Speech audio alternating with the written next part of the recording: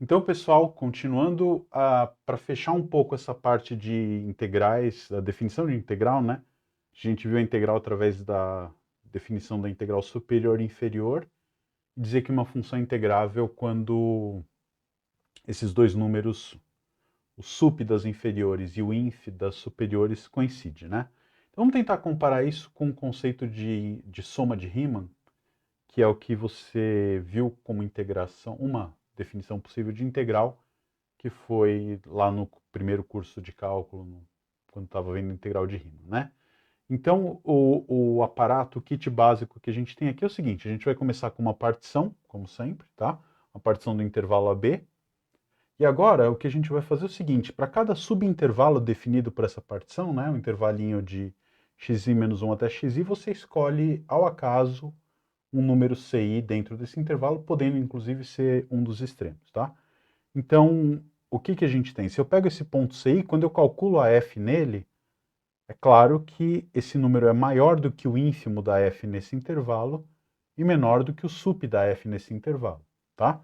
Então eu tenho essa desigualdade, inf e sup da f em cada subintervalo, e o valor da f nesse pontinho CI que a gente escolheu.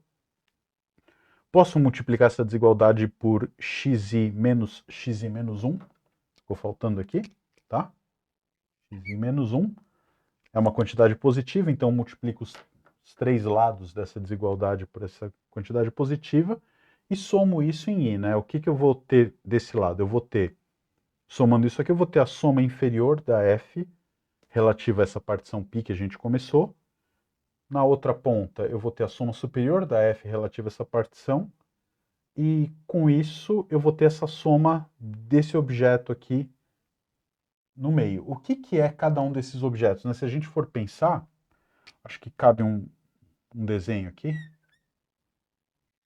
né? Se você tem uma função, de novo eu vou desenhar positiva para simplificar tudo, né?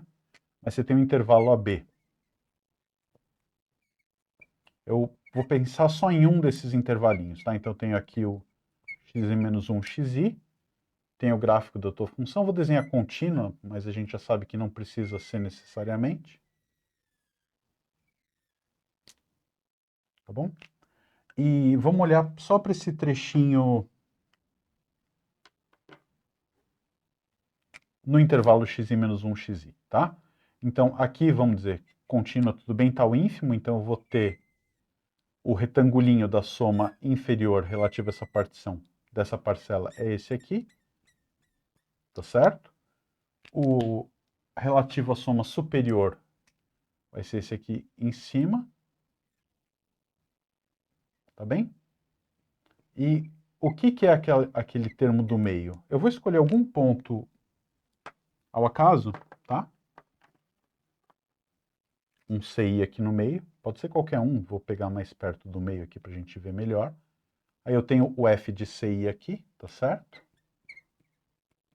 Então o que a gente tem vai ser esse retângulo laranja que tem área intermediária entre os retângulos verde e rosa, né? Então, essa desigualdade está representada graficamente nesta situação. Quer dizer, você tem um retângulo de altura f de ci e todos eles com base do xi menos 1 até o xi, né? Então, como f de ci está entre o sup e o inf da f nesse intervalo, então a gente vai ter essa desigualdade que é representada por essas áreas.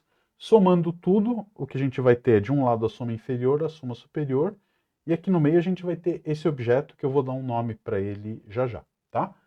Então, mas qual que é a condição que a gente tem? Se a f é uma função integrável, a gente sabe que dado qualquer epsilon positivo, vimos isso no vídeo anterior, dado qualquer epsilon positivo, eu consigo encontrar uma partição π onde a diferença entre esses dois caras fica menor do que epsilon.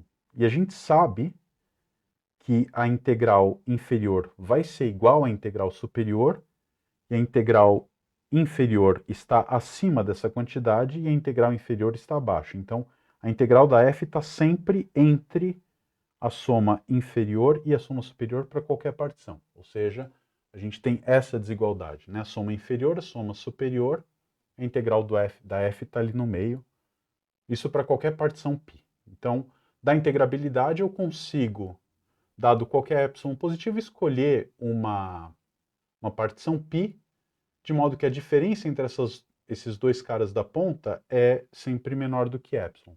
Ora, se a diferença entre esses dois da ponta é menor do que epsilon, e esse cara, que é a integral da f, está no meio, e essa soma também está no meio, é claro que a diferença entre esses dois caras também vai ser menor do que epsilon, né?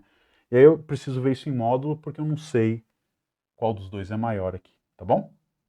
Então, o que a gente vai ter é isso, é que se uma tua função f é integrável no contexto que a gente viu, né, ou seja, a diferença entre a soma superior e a soma inferior fica menor do que epsilon para alguma partição π, obtida em função desse epsilon, o que a gente vai ter é que a integral da f fica tão próxima quanto eu quiser dessa soma, que é o que a gente vai chamar, você já viu isso no primeiro curso de cálculo, a soma de Riemann da função f relativa à partição π e a escolha dos pontos CI, esse pontinho laranja que a gente colocou aqui, tá certo?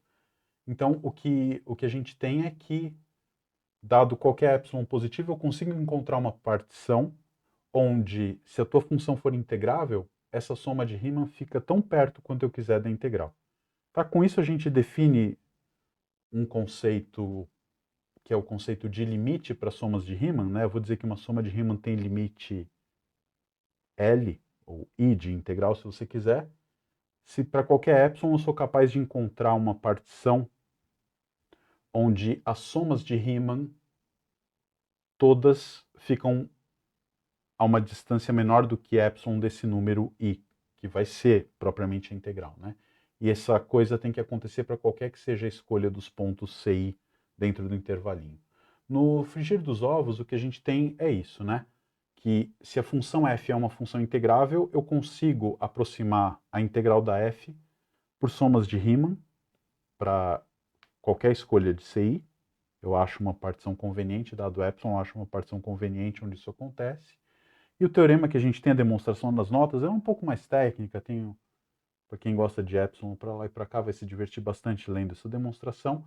O teorema que a gente tem é que a f vai ser uma função integrável, ou seja, a integral superior e a integral inferior coincidem se e somente se o limite dessas somas de Riemann é um número real, para qualquer que seja a escolha dos CIs, nesse contexto que eu falei, e esse número real é exatamente a integral da f, né? Então a gente tem uma equivalência entre a definição de integral via integrais superior e inferior e somas de Riemann com escolhas arbitrárias dos pontos CI.